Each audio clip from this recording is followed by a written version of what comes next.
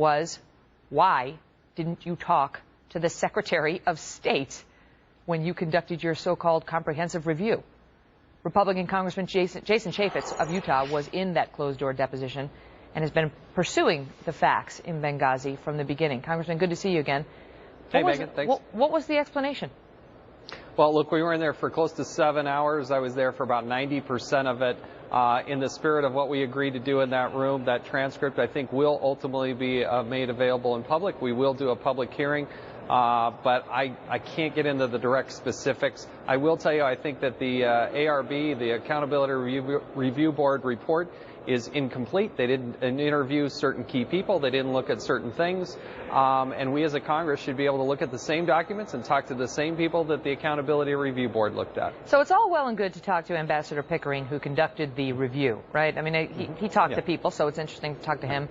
But at the end of the day, who really cares? Because he just investigated what happened. He didn't actually participate in what happened.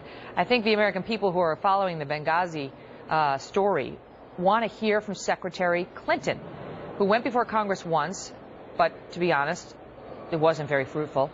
And now we've learned a lot more since you guys have held some more hearings. Is that still likely to happen?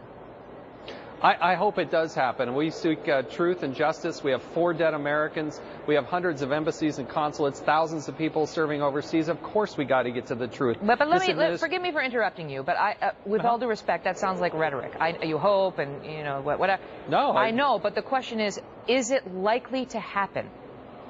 Hey, if it was up to me, she would have been up here a few months ago. I would like the Secretary of State, who says she takes full responsibility for what happened, I would like her to explain and answer questions to the Oversight and Government Reform Committee on what she knew, what did she do, how did she create this death that was Benghazi and Tripoli? How do you make it happen? How do you make her appear, and how far will you go?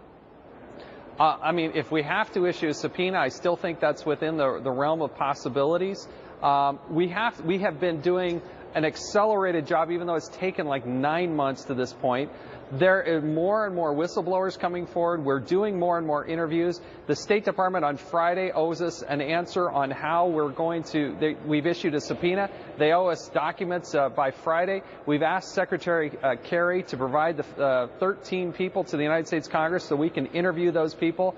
We got to continue to lay the foundation and then bring in somebody like Secretary Clinton. I don't think you bring her in first and then go talk to some of the lower level people. Bring those people in first, then bring her in. Let me ask you before I let you go, because you have been following Benghazi from the beginning and you went over there on a fact-finding mission. Your reaction to the president's choice of Susan Rice as National Security Advisor? Well, it doesn't instill trust. You know, at the end of the day, the National Security Advisor, you're paying for judgment. You want somebody who's got good judgment. She obviously did not exercise good judgment. She said that she read the daily intelligence briefs. Well, that would lead you naturally to believe that the terrorism had to be involved in Benghazi.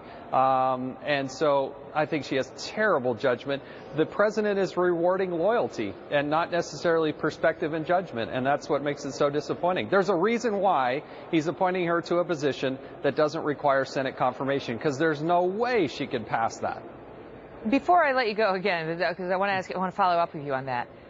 Why shouldn't he name her, though? Because isn't he effectively the one who sent her out there on those Sunday talk shows?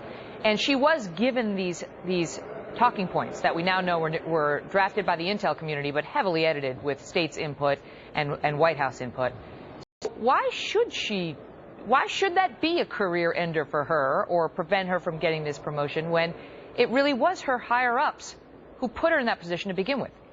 Well, I hold President Obama personally responsible. That's it. The buck stops with him. It's his opportunity to present. But I totally disagree with Jay Carney, the White House spokesperson, the way he lays it out. On September 12th, there was an internal document within the State Department that said Ansar al-Sharia is the one that committed that attack, and that we told the Libyans that.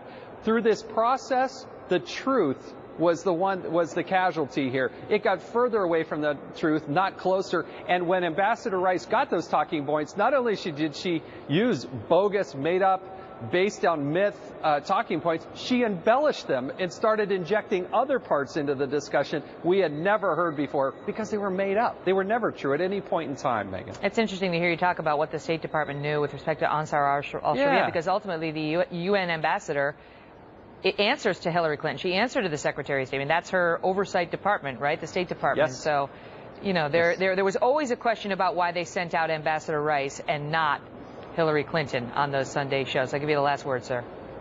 She didn't know anything. That's her claim. And you know what's offensive, Megyn? She still has not apologized for misleading the American people. She perpetuated a myth. Now that she knows the facts, it's common knowledge it was a lie. She should apologize for that. Well, we'll wait for that as we watch this Rose Garden ceremony take place. Don't hold your breath. Yeah. No, I don't think so. Congressman Chaffetz, thank you. Always good to see you, sir. Thanks, Meg. We're now within the